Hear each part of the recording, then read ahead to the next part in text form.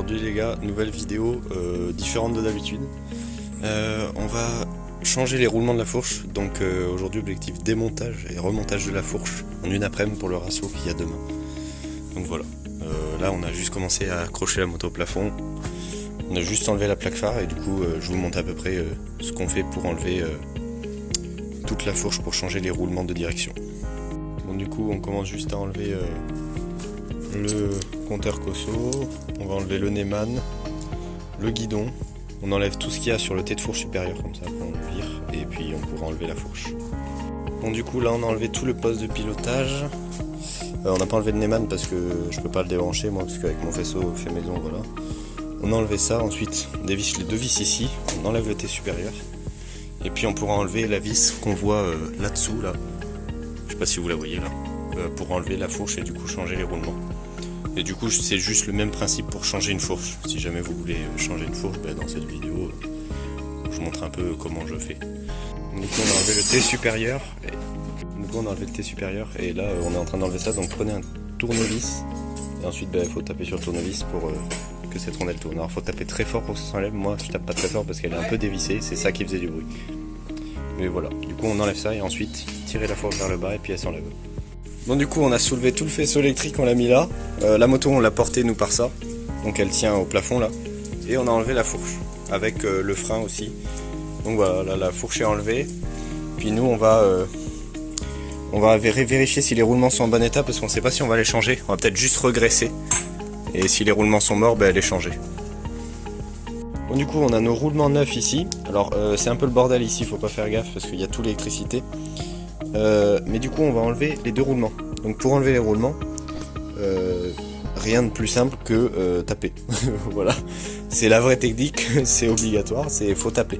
Donc vous prenez genre un axe de roue ou de moteur, vous passez dedans, il y a un tube entre les deux roulements donc faut faire gaffe, et ensuite avec un marteau faut venir taper pour qu'ils sortent. Et après pareil pour celui d'en haut. Et pour les nouveaux je vous montrerai comment les mettre parce qu'il faut pas les abîmer et taper n'importe où.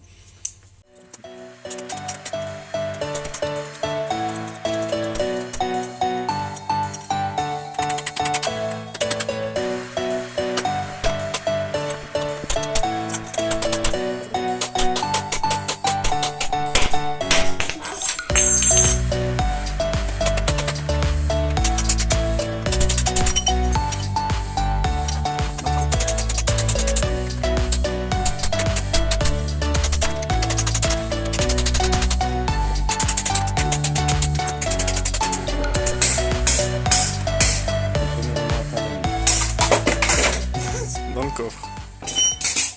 Bon du coup on a enlevé les deux roulements. Le tube qui va entre les deux roulements, voilà, il y a juste ça dans le tube de fourche. Voilà, donc c'est vide. Ça a un peu de saleté. Faudra bien regresser au montage. Enfin je vais vous montrer comment remonter. Alors juste, ça peut paraître bourrin d'enlever les roulements comme ça.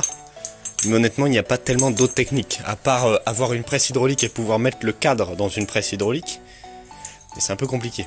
Donc voilà. Tant que c'est des vieux roulements qu'on va pas réutiliser, c'est pas grave si on les tape. Les nouveaux, va pas falloir les taper comme ça bien sûr. Va falloir les taper sur le cercle extérieur. Parce que le cercle extérieur, voilà, si on tape dessus, il rentre directement, alors que si on tape à l'intérieur, ça va taper sur les billes et l'abîmer. Donc du coup, je vous montre tout de suite comment je fais pour mettre les nouveaux. Bon du coup là, on remet le nouveau, donc j'ai commencé à l'emboîter un petit peu. Donc j'utilise l'ancien roulement parce que j'ai pas trouvé autre chose de la même taille. Et on tape bien sûr sur le côté extérieur tout le temps, parce que si on tape sur l'intérieur, comme j'ai dit tout à l'heure, ça abîme les billes. Donc on tape, alors fort, mais en même temps doucement, enfin faut pas trop abuser. Et puis au bout d'un moment ça rentre, et puis quand c'est au bout, embuté, le roulement est monté tout simplement.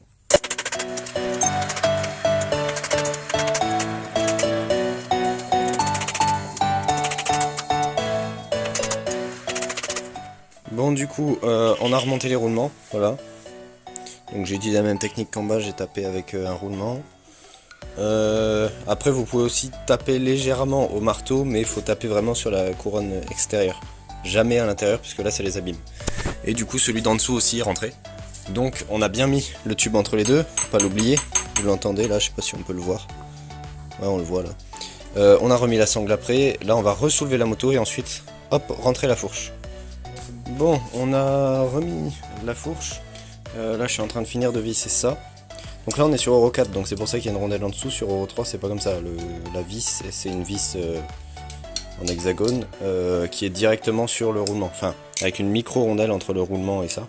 Là il y a une petite rondelle en dessous de ça, il y a le cache et la vis. Donc voilà, là je revisse doucement parce que c'est au marteau. Et la fourche est bien rentrée en bas là. C'est pas très propre, mais là-bas on voit bien qu'elle est rentrée. Donc je revisse tout ça et ensuite plus qu'à remettre l'électricité, le poste de pilotage. Et normalement ce sera bon. Bon voilà les gars, du coup la moto je l'ai nettoyée et tout. Toute propre pour le rasso que je fais demain. Voilà. Donc cette vidéo je sais pas exactement quand elle sortira. Mais la moto est nickel là. La fourche a bien été remontée. Elle fait plus aucun bruit quand je pompe la fourche parce qu'avant elle faisait clac clac. Même quand je tourne. Avant elle claquait. Donc voilà, nickel.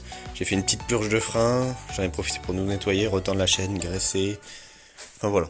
La moto est prête comme jamais. Donc voilà, petite vidéo entretien. Vous me direz si ça vous plaît, les vidéos un peu entretien, tout ça, mécanique de la moto. Parce que j'en ferai de plus en plus je pense. Moi je vous dis à une prochaine vidéo. Ciao.